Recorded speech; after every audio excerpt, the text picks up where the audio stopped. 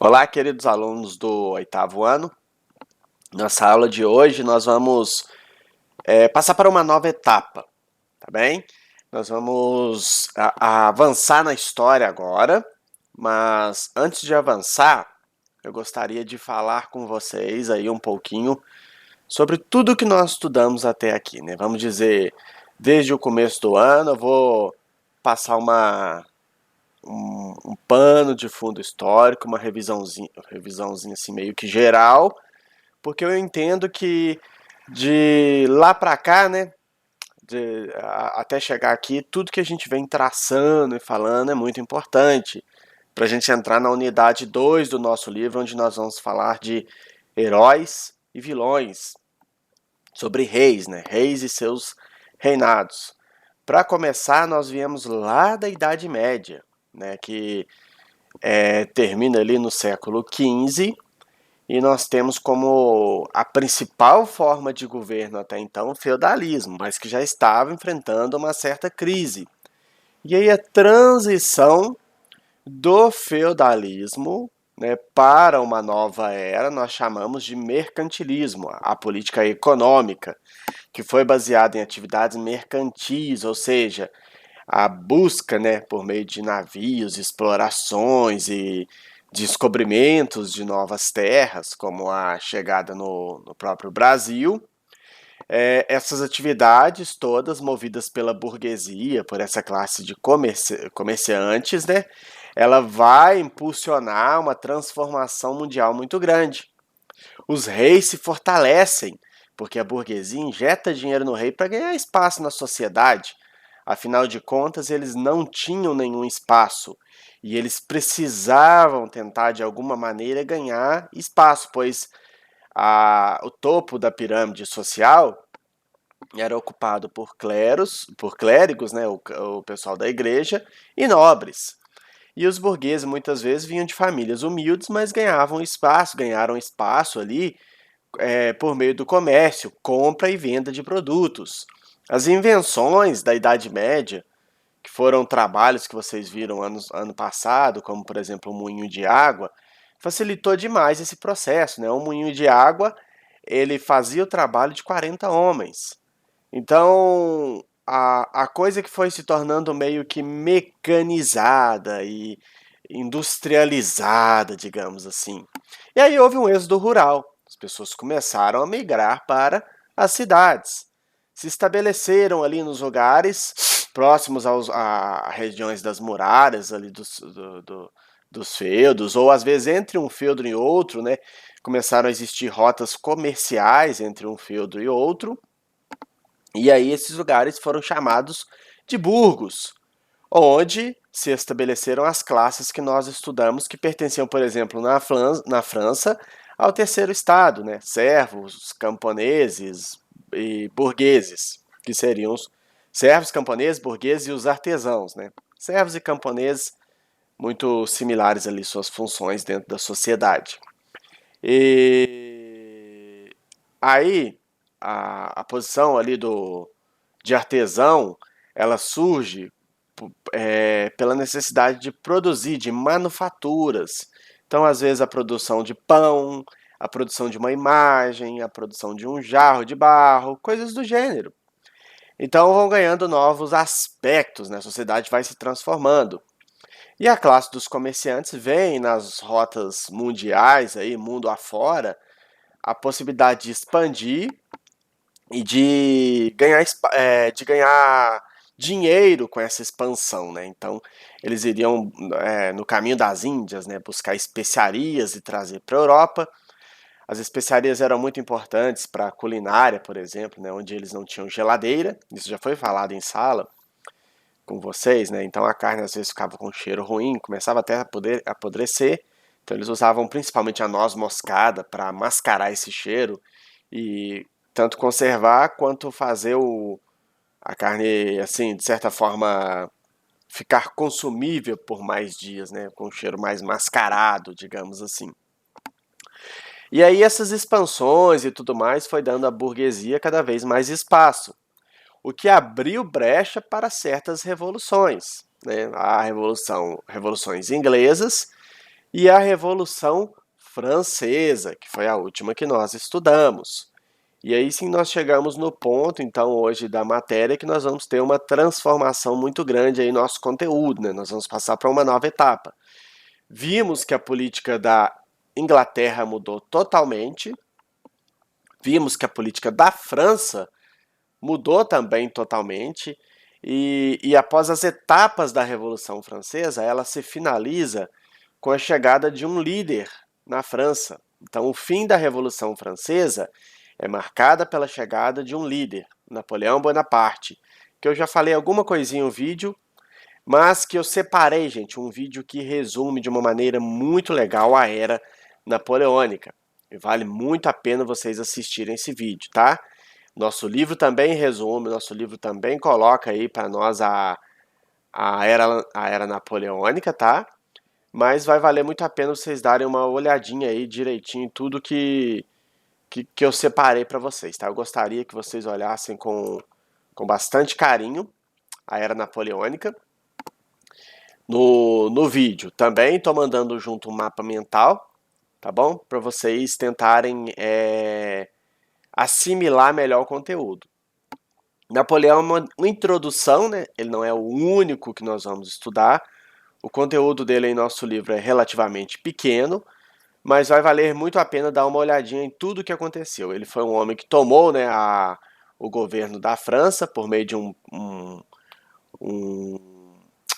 plebiscito. Ele consegue, né, estabelecer um governo de consulado na França, e consulado ele seria o principal cônsul, né, ele domina a França após todo aquele cenário de Revolução Francesa, e ele é o primeiro cônsul, mas ele também é apoiado por outros dois cônsuls. E aí também ele se declara, né, de certa forma, o imperador francês.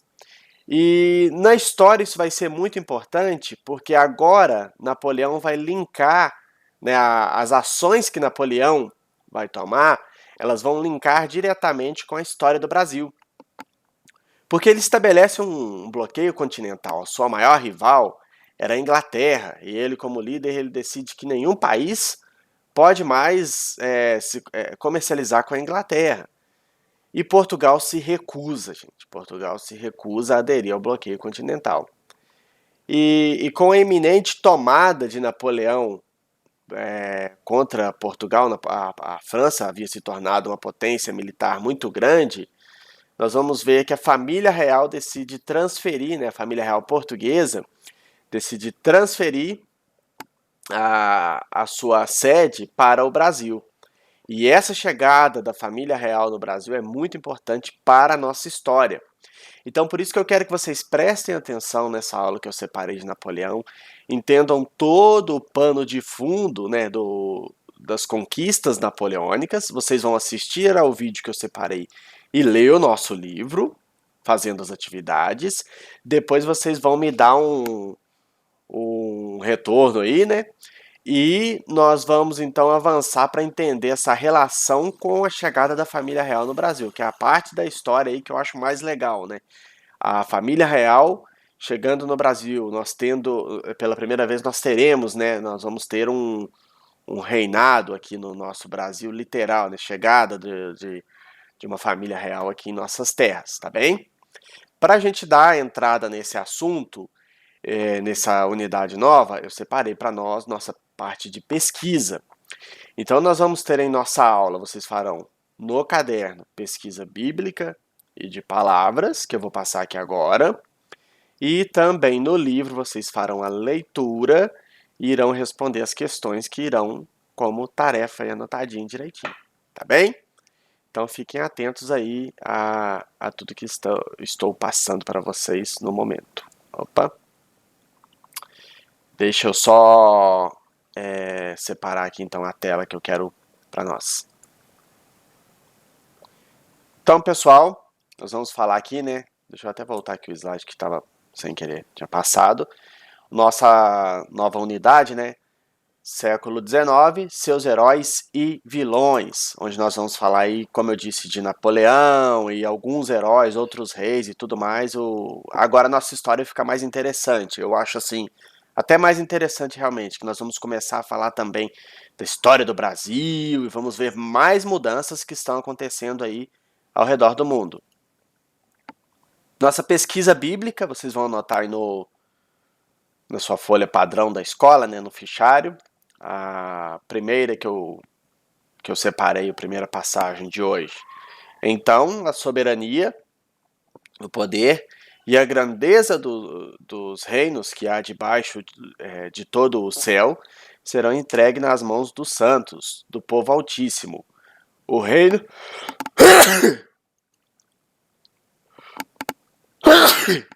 Desculpa, voltamos. O reino dele será um reino eterno, e todos os governantes o adorarão e o obedecerão. Que coisa foi essa, hein, gente? Esse espirro.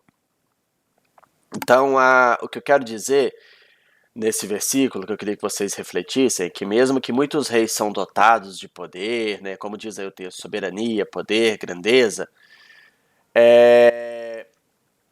Deus, ele domina sobre os reis. A Bíblia nos ensina também que nós devemos orar pelas autoridades.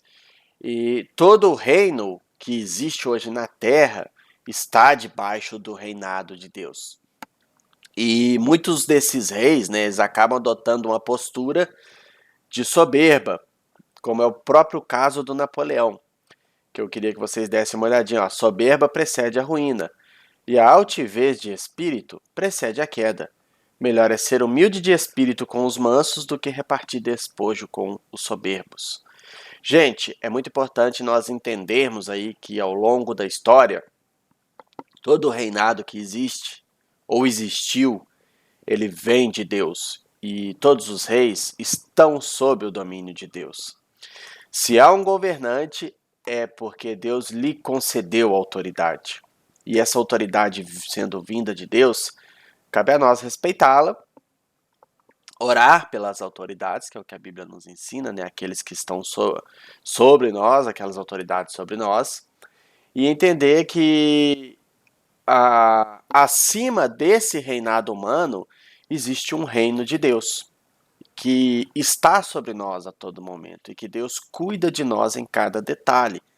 Então, por mais que às vezes o nosso rei humano pareça injusto, se nós somos servos de Deus, a justiça dele prevalece sobre a nossa vida e ele vai cuidar de nós em cada detalhe. Deus cuida independente do reinado. Quando Jesus nos ensina a orar lá na oração modelo, a oração do Pai Nosso, uma parte muito importante que ele diz é: venha o teu reino e faça-se a sua vontade assim na terra como no céu. O que isso quer dizer? Que o reino de Deus venha sobre nós. Um dia ele virá literalmente, mas não que Deus hoje não reine, ele já reina sobre nós, não existe uma pausa no reinado de Deus. Deus está reinando sobre as nossas vidas e ele é o rei do universo. Então nós oramos para que esse reino venha e que a vontade dele seja feita hoje em nossas vidas, assim como ela já é feita nos céus. Que a vontade de Deus prevaleça sobre as nossas vidas. Então, mesmo que haja soberba, mesmo que às vezes a gente tenha medo, Deus é soberano e está sobre qualquer pessoa, está acima de qualquer pessoa. Então, em nossas vidas, nós podemos ter a certeza de que Deus domina tudo. Então, anotem aí esses dois versículos como pesquisa bíblica. E seguindo para a nossa pesquisa de palavras, eu já ensinei a vocês como fazer, né, no dicionário Webster. Então vocês vão lá no dicionário Webster e vão procurar, essas três palavras: soberba, autoridade e reinado. Já ensinei como que faz lá em inglês, né? Vocês vão no Google Tradutor, joga a palavra em inglês e joga lá no Webster. Já estão habituados a fazer isso. Se alguém ainda tiver alguma dúvida, me procure que eu ensino novamente. Mas já passei esse detalhe aí para vocês, tá bem? E eu quero a definição então do dicionário Webster de soberba, autoridade e reinado. Webster 1828. E por quê? Nós vamos lidar nesse próximo tópico, né, muito com o tema soberba, mas nós vamos entender que mesmo um rei sendo soberbo, né, mesmo com toda a soberba, ele é dotado de autoridade E nós, como súditos, devemos respeitá-lo enquanto esse rei está sob o poder, mas lembrando que acima desse rei existe um rei todo-poderoso e soberano, que é o que lhe deu autoridade, que é o próprio Cristo, é Deus, né? Então nós vivemos a sombra e a expectativa, né, desse reinado literal de Cristo, tá bem? Então por isso eu separei essas palavras aí para vocês. Então, gente, ó, assistam a videoaula que eu separei, que ela é muito legal, resume o pensamento napoleônico, e aí leiam o livro depois, em seguida. E aí vocês vão fazer as atividades do livro, e na aula de sexta-feira, então, eu vou sentar com vocês para tirar qualquer dúvida, esclarecer qualquer questão que possa ter ficado aí sobre Napoleão Bonaparte, tá ok? Então, muito obrigado aí pela sua atenção hoje. Essa aula é mais direcionada, né? Quis direcionar mais aonde vocês vão estudar. E fica aí no aguardo das atividades, tudo certinho. Muito obrigado, bons estudos!